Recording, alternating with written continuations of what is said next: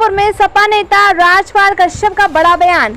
RSS देश को बांटने का काम करता है, बीजेपी डूबता हुआ जहाज है।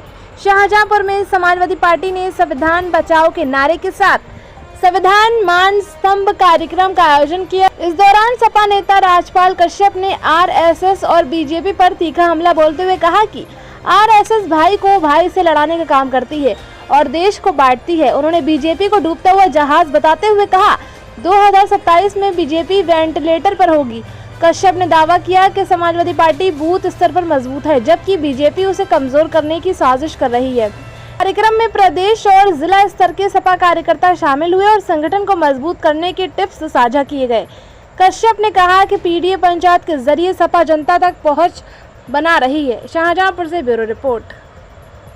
से बूथ की बात है, हमारे यहाँ माननीय अखिलेश यादव जी के निर्देश पे पूरे प्रदेश में बूथ स्तर पे पीडीए पंचायतें चल रही हैं। पीडीए हमारा बूथ मजबूत है और उस मजबूत बूथ पे षड्यंत्र करने के लिए बीजेपी आरएसएस जो षड्यंत्र कर रही है उसको भी काट करने के लिए और उसकी तैयारी भी समाजवादी पार्टी कर रही है, क्योंकि इनके पास जनता नहीं है, जनता ने इनको नकार दिया है, इसीलिए तो ये हार रहे हैं। 2024 में माननीय अखिलेश यादव जी के नेतृत्व में उत्तर प्रदेश में 43 सीटें इंडिया गठबंधन ने जीती है और जिस तरीके से 37 सीटें समाजवादी पार्टी ने अकेले जीती है, इसलिए बीजेपी घबराई हुई है।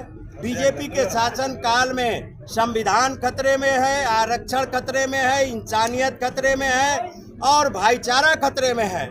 और जिस तरीके से बीजेपी के सरकार में कानून व्यवस्था नाम की चीज नहीं है, जंगल राज है, महंगाई चरम सीमा पे है, सरकारी नौकरियां मजबूती के साथ में आम गांव गरीब किसान मजदूर की लड़ाई लड़ने का काम करेगी। और जिस तरीके से उसके लिए कुछ भी संघर्ष करना पड़े, न बाबा साहब का संविधान खत्म होने देंगे, न आरक्षण खत्म होने देंगे और माननीय अखिलेश यादव जी के नेतृत्व में ये लड़ाई जीतने का काम होगा। आरएसएस की ताकत बढ़ रही है। आरएसएस की ताकत, आरएसएस का काम क्या है? आज तक कहीं आरएसएस का कोई विकास दिखाई पड़ा?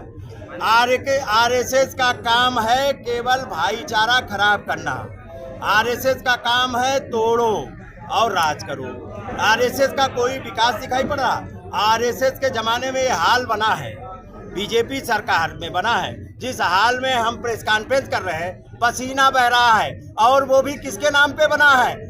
माननीय पूर्व प्रधानमंत्री अटल बिहारी वाजपेयी के नाम पे जब भ्रष्टाचार कर सकते हैं, ये भगवान राम के मंदिर में घोटाला कर सकते हैं, जब संविधान लोकतंत्र का मंदिर पार्लियामेंट है उसमें घोटाला कर सकते हैं। एक ही बार में छत टपकने लगी, मंदिर की छत टपकने लगी, सड़कें डूब गई, चंदा में घोटाला कर सकते हैं। इनसे बड़ा महाभ्रष्टाचारी दुराचारी आज तक नहीं आया था। अब इनका अंत है, पाप का घड़ा भर चुका है और 2027 में अभी तो इनको बैसाखी पे लाए हैं। केंद्र की सरकार को बैसाखी पे कौन लाया? माननीय अखिलेश यादव जी का पीडीए लाने का काम हुआ। माननीय अखिलेश यादव जी ने उत्तर प्रदेश में इतनी सीटें जीती कि उनकी पूर्ण बहुमत की जो 400 पार नारा दे रहे थे उनको बैसाखी पे लाए और 27 में इनको वेंटिलेटर पे लाने का काम उत्तर प्रदेश की जनता करेगी। अब ये डूबता हुआ जहाज है, अभी तो देखते जाओ पिक्चर क्या क्या होगा।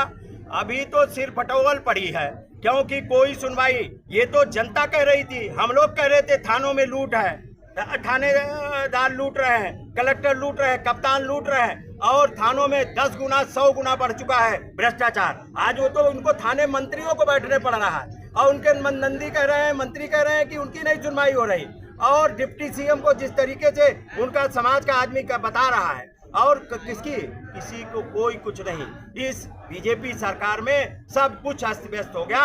इन्होंने केवल हिंदू मुसलमान का लड़ाई करा के और आपस में भाईचारा खराब करके अपनी सरकार बनाई और सारा कुछ भ्रष्टाचार की भेंट चढ़ा दिया। देश की सारी सरकारी संपत्तियां बेच दी, हवाई अड्डा बेच दिया, रेल बेच दी, एजुकेशन बेच रहे हैं, सब कुछ तो बेच रहे हैं और चंद उद्योगपतियों को देके 5 किलो अनाज पे ये सरकार बनाना चाहते हैं।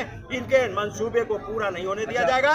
2027 में माननीय अखिलेश यादव जी के नेतृत्व में पूर्ण बहुमत की सरकार बनेगी। और यहाँ जब अंग्रेज भगा दिए और अंग्रेजों के जमाने में भी यही आरएसएस था जो जासूसी करता था। और मैं हर भाषण में कहता हूं, ये बीजेपी इतनी खतरनाक पार्टी है, बीजेपी इतने, आरएसएस इतनी खतरनाक पार्टी है, आरएसएस का योगदान क्या है? आज तक तो मुझे समाज में न एकता का योगदान दिखा, न कोई सामाजिक सद्भाव का योगदान दिखा। समाज को बांटने के अलावा कोई योगदान दिखा है क्या? कोई विकास काम किया है क्या? और पता नहीं कब से आरएसएस चली आ रही है। आरएसएस को इसीलिए सरदार पटेल ने उसी वक्त प्रतिबंधित करने का काम किया था कि ये देश के लिए खतरनाक संगठन है। ये आपसी भाईचारे को, आप बताइए, ये भाई से भाई को लड़ाएंगे, धर्म को धर्म से लड़ाएंगे, जात को जात से लड़ाने का काम करेंगे, और ये इतने खतरनाक लोग हैं, आपको मारेंगे और आपके भाई से कहलवा देंगे सही मारा गया। ये इतने खतरनाक लोग हैं। इसलिए ये मत समझो कि ये इतनी खतरनाक सरकार है कि आपको पकड़ ले जाएगी, जेल में डाल देगी और आपके पिता से कहलवा दिया जाएगा कि ये सही पकड़ा गया। ये इतनी खतरनाक सरकार है, आपके समाज के लोगों से कहलवा सकते हैं, आपके परिवार के लोगों से कहलवा सकते हैं। आपने देखा होगा शाहजहांपुर में एक लड़का गया था, माननीय अखिलेश यादव जी को अपनी शिकायत बताने गया था, और उसके पिता से क्या क्या कहलवा दिया गया। ये पुलिसिया, ये अंग्रेजों की पुलिस है, ये अंग्रेजों की पुलिस है। इसलिए मैं आगाह करना चाहता हूं कि ये सरकार ऐसी है कि मारेगी और रोने भी नहीं देगी।